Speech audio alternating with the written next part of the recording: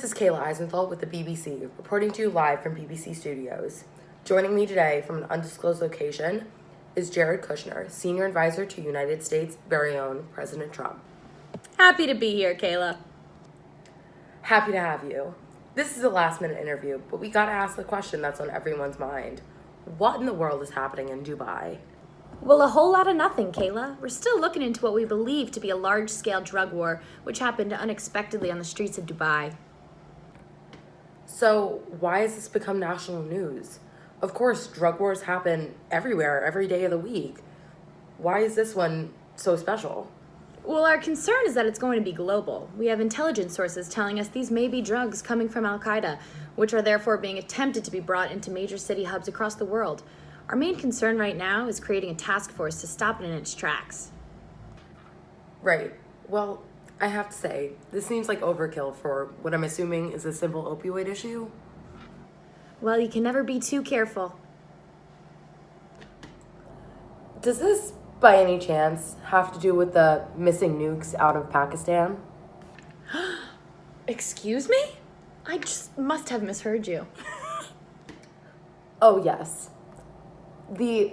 As my sources say, 2 missing possible nuclear devices which fell out of Pakistani control are now circulating around Dubai with the possibility of them entering England or Geneva, or possibly both.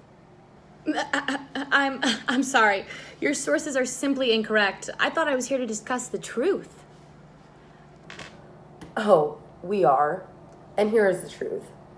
You, Jared Kushner, successfully and secretively brokered a deal between Saudi Arabia and Pakistan, selling bombs to Saudi Arabia and creating this lie that they were stolen by using fake intelligence reports. I haven't the slightest clue what you're speaking of. This sounds like a direct attack on the Trump administration, which I must say is not uncommon for your network to do. The left is constantly trying to undermine President Trump's work, and here you are yet again. No, Mr. Kushner, that isn't the case. We have verified sources from the British military as well as other countries stating that these intelligence reports that you claim to have are, simply put, inaccurate and blatant lies. I think this interview is done. Now, wait just a moment, Mr. Kushner. Don't you want to clear your name if this isn't the case? Actually, better yet, how about you answer and tell us why you did this? What made you believe you can get away with lying not only to your country, but to the entire world?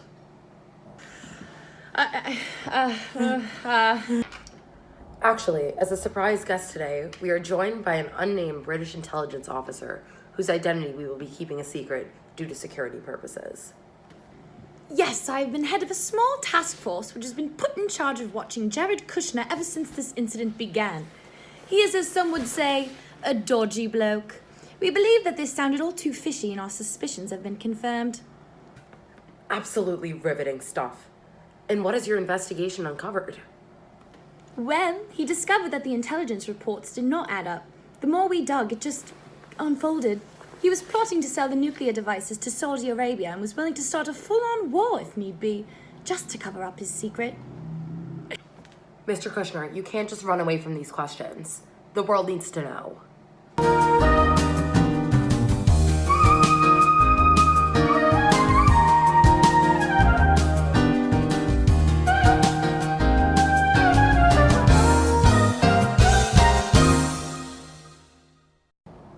Well, folks, this interview has taken an unfortunate turn. If this doesn't answer some of your questions, I'm not quite sure what will. You have been lied to by your government.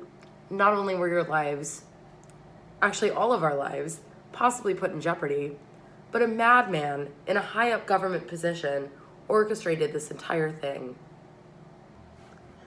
The network provided us with a short clip of how a nuclear bomb would affect our community.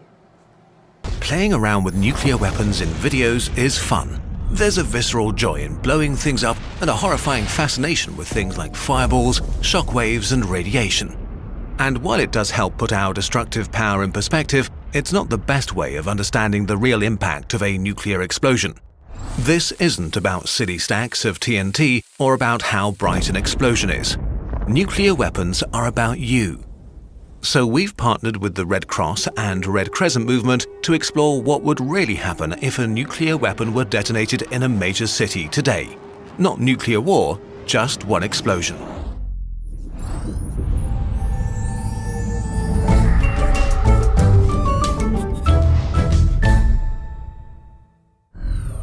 We begin our story in the middle of downtown in a major city. People are going to work, studying for exams, are lost in their thoughts and daily lives. Right here, a nuclear weapon is detonated and time freezes. The first phase of the explosion happens within less than a second. In a millisecond, a ball of plasma hotter than the sun appears and grows in a fireball to more than 2 kilometers across. Within this ball, everyone is just gone. Think of water dripped onto a very hot pan. A sizzle, and then there's nothing. Most buildings, cars, trees, tacky sculptures, and people, all evaporated. First, the flash, an intense tsunami of light, washes over the city in an instant.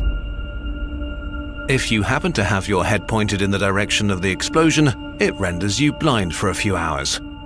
The heat of this light produces a thermal pulse, so energetic and hot that it just burns everything as far as 13 kilometers from the detonation site. What this means is that everything in an area of 500 square kilometers that is able to burn starts burning. Plastic, wood, fabric, hair, and skin. If you happen to be in reach of the thermal pulse, one moment you're on your way to work, the next moment you're on fire. Now the second phase begins. It happens in a few seconds.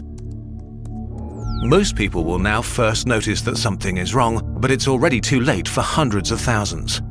The flash is followed by the shockwave. The heat and radiation of the fireball create a bubble of superheated and supercompressed air around it that's now expanding explosively. Faster than the speed of sound, creating winds stronger than hurricanes and tornadoes. Human infrastructure is no match for its power. Most major buildings within a kilometer of the fireball are just ground up down to their base. Only steel-reinforced concrete is able to partially resist the pressure. In the surrounding parks where retirees feed the ducks, trees blackened and smoldering from the heat a second before snap like toothpicks. If you're outside, you get tossed away like a grain of dust in a tornado. The shockwave weakens as it travels outwards, but still, about 175 square kilometers of houses collapse like they're made of cards, trapping tens of thousands of people who didn't have any time to react. Gas stations explode and fires spread throughout the rubble. A mushroom cloud made from the remains of the fireball, dust and ash rises kilometers into the sky in the next few minutes and casts a dark shadow over the ruined city. This violently pulls in fresh air surrounding the city, destroying more buildings and providing an abundance of oxygen. It depends on the city what happens next. If there's enough fuel, fires may turn into a firestorm that burns the rubble, everybody trapped in it, and people trying to flee the devastation. Up to 21 kilometers from the explosion, people just like you rush to their windows to take pictures of the mushroom cloud, unaware that the shockwave is still coming at them, about to shatter their windows and create a blizzard of sharp glass. The third phase begins in the coming hours and days. We're used to the idea that help will come, no matter the disaster. This time is different. A nuclear explosion is like every natural disaster at once. There are hundreds of thousands or millions of people with serious injuries, lacerations, broken bones, serious burns. In the next few minutes and hours, thousands more will die because of these injuries.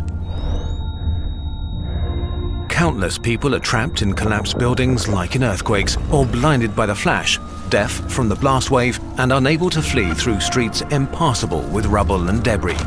They're terrified, confused, and don't know what's happened to them or why. Most likely, many hospitals have been leveled along with all the other buildings, and most medical professionals are either dead or injured along with everyone else.